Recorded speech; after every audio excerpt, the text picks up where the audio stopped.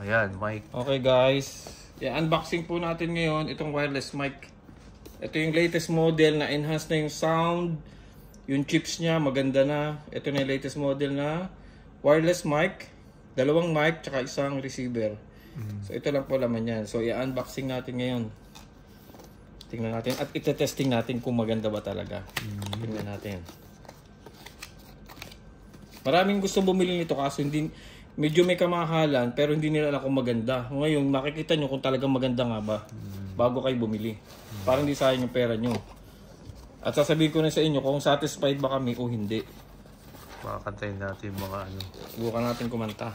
Yun. Yan, ito po yung laman niya. Isang ganito, dalawang mic. Ito, isang mic.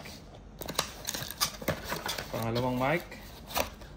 Tsaka tingnan natin, ano laman? Ang tawag dyan, transmitter. Ito. Tawag dyan? Receiver. Receiver. Ito yung magre-receive ng signal niyan. Dalawang yan. Manual na lang to. May kasama pa rin pala siyang ano. Wire. Wire na pang charge. Sabi nung nasa loob. Ayan o. Oh, yan.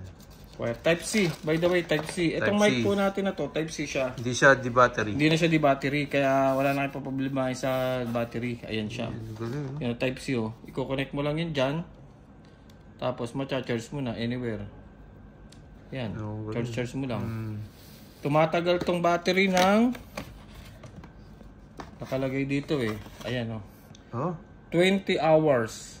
20 hours yung mic nasa taas. 12 hours itong receiver. Ito yung receiver. Yung nasa baba 12 hours ito yon. Tatagal siya ng 12 hours. Pero yung mga mic tatagal siya ng 20 hours. Grabe, tagal Tagal. So sa ngayon naka-factory charge siya. Testing natin. Okay.